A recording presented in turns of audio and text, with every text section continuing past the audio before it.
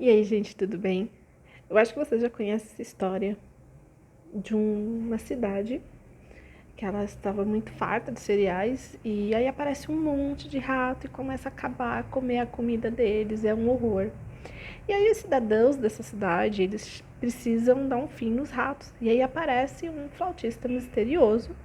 E esse flautista misterioso, um cara até meio esquisito assim, ele fala assim: "Não se preocupem, eu vou dar fim aos ratos". E eles, os cidadãos da cidade, né, eles ofereceram 1.000 moedas de ouro para quem fizesse isso. Apareceu o flautista e ele fez isso. Ele deu fim a todos os ratos. Ele tocou a sua flauta mágica e levou os ratos até um rio e matou eles afogados. E aí, quando ele voltou à cidade, falou: "Olha, eu matei os ratos".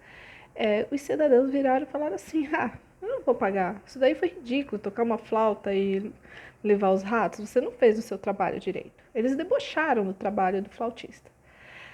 E aí o flautista, putaço, voltou depois. E aí ele tocou a sua flauta e levou todas as crianças da cidade com ele.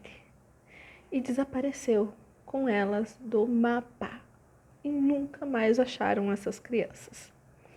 A história do flautista de Hamelin, ela é registrada pelos irmãos Grimm no trabalho deles de coletânea dos contos populares da Alemanha.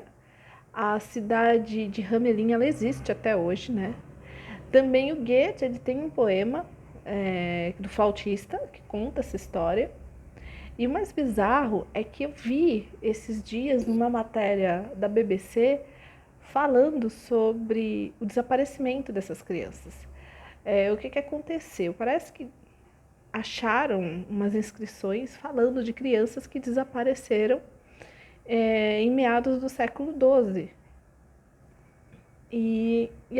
Estão associando a esse conto dos irmãos Grimm, né, esse conto popular, a essa situação.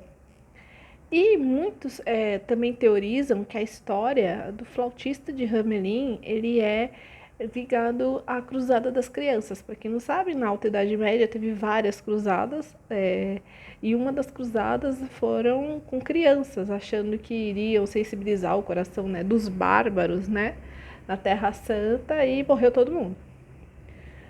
E aí dizem que também tem uma conexão. Mas eu achei muito bizarro saber que há possibilidade disso ter acontecido. Mas essa história ela é muito interessante por uma coisa. A história do flautista ele mostra alguma coisa que a gente já vive ainda até hoje, né? As pessoas demandam da gente muito trabalho e aí a gente entrega, né? Quem não passa por isso. E aí nunca é o suficiente. Você não merece porque você não entregou o suficiente. Mas essa é uma história muito, muito tensa. E é uma história super, né, entre aspas, muito simples. Porque era isso. Eu acho que uma coisa também curiosa na história do flautista, porque ele é um paralelo à nossa realidade no século XXI, porque naquela época, na Idade Média, a fartura, a riqueza estava no excesso de comida.